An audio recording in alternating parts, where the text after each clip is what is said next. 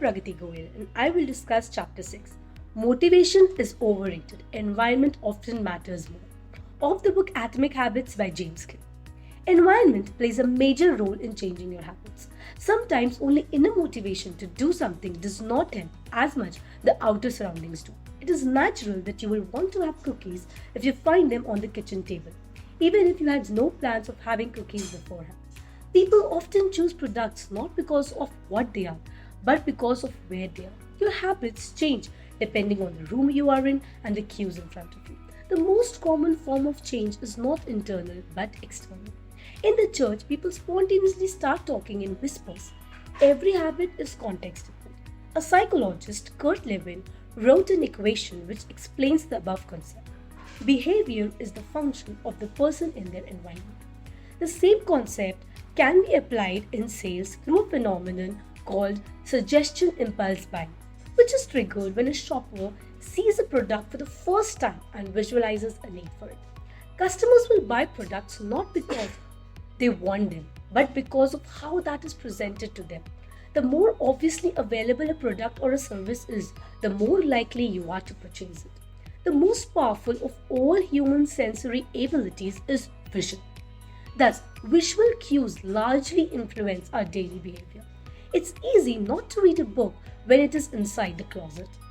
It's easy not to take your medicines when they are not in sight. You need to design your environment with obvious visual cues to focus on a particular habit. If you want to remember to take your medicines regularly, place your pill bottle in easy locations where you would not miss noticing them. If you want to drink more water, fill a few water bottles each morning and place them in the common locations around the house. The basic logic is to keep everything in front of your eyes so that there is no chance of skipping them.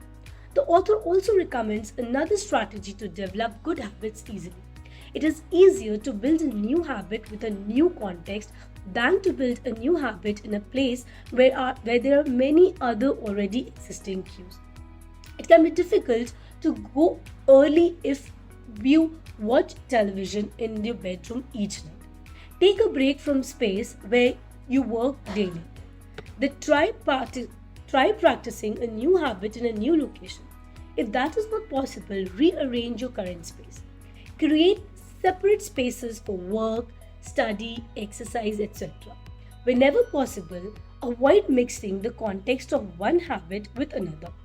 When you start mixing contexts, you start mixing habits, and the easier, more obvious ones will usually win.